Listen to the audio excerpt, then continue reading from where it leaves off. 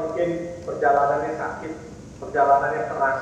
Pemirsa, eksepsi atau nota keberatan Amar Zoni ditolak JPU. Amar tetap didakwa sebagai pengedar narkoba.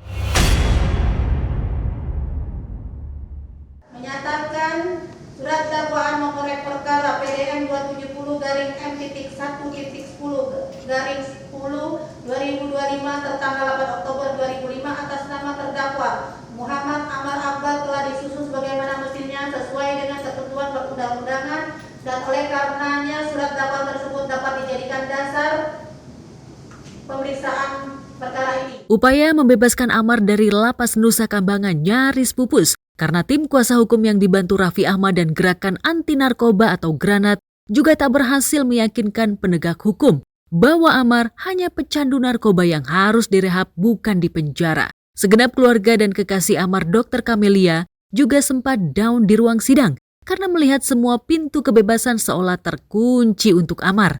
Tapi mungkinkah terjadi keajaiban pada sidang putusan sela yang akan digelar pekan depan? Segalanya insya Allah bisa membuat kapok juga untuk segala macam melakukan hal-hal tidak pidana apapun. Ya, nasib Amar ditentukan minggu depan. Jika putusan sela majelis hakim menolak dakwaan JPU, maka sidang Amar yang digelar di Pengadilan Negeri Jakarta Pusat akan dihentikan. Namun, jika majelis hakim menerima dakwaan JPU dan menolak eksepsi Amar, maka sidang dilanjutkan dengan pembuktian yang melibatkan saksi-saksi. Seolah punya firasat sidang bakal berlanjut, Amar berharap dirinya bisa menghadiri sidang secara offline. Ya. Jadi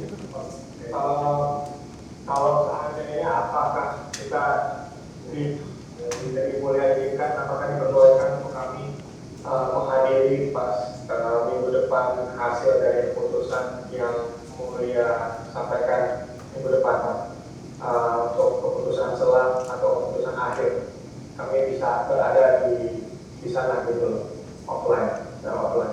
Saya harap tadi yang mulia ya, alhamdulillah untuk menyetujukan offline-nya. Mudah-mudahan sih, ya itu sih harapan dari kita. Aktor berusia 32 tahun itu tak lagi mendesak Camelia agar segera mengurus syarat-syarat pernikahan mereka. Karena menjadi manten seolah menjadi mimpi yang ketinggian bagi napi Nusa Kambangan. Bukannya kita kan belum ada surat nikah, jadi maksudnya kita nggak bisa video call ya, maksud aku, jadi kamu bisa mungkin lewat dari agennya, bisa ya Pak ya? Bisa kan ya? Bisa berbarengan ya? Satu lokasi, jadi kalau kita mau video call, satu lokasi. Saat video Zoom, Amar justru meminta Camelia, ibu angkat dan uaknya, untuk menghadirkan anak-anaknya di ruang sidang, agar ia bisa melepas rindu lewat video Zoom. Kerinduan Amar pada dua matahari kecilnya yang diasuh Iris Bella sang mantan istri sudah sampai ke ubun-ubun, hingga ia tak memikirkan dampak negatif yang bakal terjadi.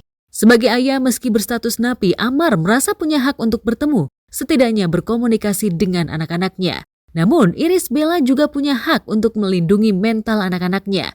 Ibel tak mau anak-anaknya tahu kasus narkoba yang berkali-kali menjerat ayahnya. Anak-anak jangan sampai seperti berpikir, atau Iris berpikir juga Amar ini sebagai yang dituduhkan gitu loh. Ya kan? Jadi juga harus tahu, dia harus memberitahukan juga ke anak-anak gitu loh, kalau bapaknya tidak seperti itu juga. Ya kan? Dan juga harus diingat juga gitu loh, jangan sampai dilupain. Nah, di sini perannya juga sebagai kuliah dokter gitu kan. Ini juga perannya untuk bisa mendekatkan juga ke sama Arumi. Aku memang mungkin perjalanannya sakit, perjalanannya keras, sangat berat gitu, tapi insya Allah ini obat kok. Segalanya insya Allah bisa membuat kapok juga untuk segala macam melakukan hal-hal tidak pidana apapun. Jika kekasih dan ibu angkat Amar angkat tangan ketika Amar meminta mereka menemui Ibel, tidak demikian dengan Uwa Amar. Uwa Eli, kakak dari almarhum ayah Amar, serta Uwa Neni, kakak dari almarhumah Ibunda Amar, siang ini siap ke rumah Ibel. Sebagai saudara yang memiliki pertalian darah, Uwa Eli dan Uwa Neni tahu benar seperti apa hancurnya hati Amar kala merindukan darah dagingnya. Lalu benarkah duet Uwa Amar itu pernah menyambangi rumah Ibel? Namun ditolak mentah-mentah oleh istri Haldi Sabri itu. Untuk kesekian kali sidang gugatan perdata atas perbuatan melawan hukum yang dilayangkan mantan karyawan Ashanti Ayu Hairunisa kembali dihelat. Sayangnya dalam sidang kali ini baik Ashanti dan Anang serta beberapa orang tak hadir. Alih-alih keinginan untuk bisa bertemu dengan Ashanti di persidangan, kubu Ayu justru harus berurusan dengan majelis. Lantaran beberapa dokumen tak mampu dihadirkan di persidangan. Meski demikian, kubu Ayu melalui juru adilnya Hakul yakin bakal dikabulkan majelis hakim. Karena ini legal standing, jadi harusnya dokumen asli. Kami juga kemarin udah koordinasi intensif dengan klien kami untuk mempersiapkan anggaran dasar, yaitu akta-akta perusahaan yang asli untuk make sure bahwa agenda hari ini berjalan lancar. Tapi ternyata tadi hakim sempat ngelihat ada yang fotokopi dari pihak sebelah, terus juga ternyata hakim tadi sempat menegur terkait dengan ketidakhadiran pihak sesuai dengan jadwalnya. Kita ini hanya membela hak-hak hukumnya Ayu. Dan kita yakin di dalam gugatan kami ini kita percaya diri 100%, bahkan 1000% adanya perbuatan melawan hukum. Dan kita akan meminta keadilan terhadap majelis hakim yang ada di Pengadilan Negeri Tangerang ini, supaya Ayu ini jelas mendapatkan keadilan. Ashanti sepertinya lebih memilih hadir di acara ulang tahun anak menantunya ketimbang harus hadir ke persidangan. Lantas benarkah Ashanti ogah bertemu dengan Ayu, orang yang selama ini ia percaya justru menusuknya dari belakang? Seperti apa dukungan keluarga dengan permasalahan yang kini tengah menimpa Ashanti? Udah tangguh dan nggak usah khawatir, kan ada Mas Anang pasti kasih saran-saran yang baik untuk Santi. Saya rasa sih dia juga udah secara intelektual juga udah belajarnya udah juga ada tinggi, jadi dia tahu mana hal-hal yang baik untuk dia singkat. Tentu aja kalau klien kami masih hadir di sini, apa fungsinya kami sebagai kuasa hukum? Jadi fungsinya adalah membuat lebih efektif. Bagaimana lebih efektifnya? Ya kita yang hadir sini, Bunda Ashanti selama belum diperlukan maka kita tidak akan menghadirkan prinsipal. Meski mengaku yakin bakal memenangkan sidang, namun kubu Ayu masih terus berusaha untuk mencari jalan islah kepada Ashanti. Apalagi Ayu kini harus mendekam di penjara karena ulahnya sendiri. Tujuan dari kami sebetulnya penasihat hukum itu dari awal itu adanya ruang untuk musyawarah mufakat.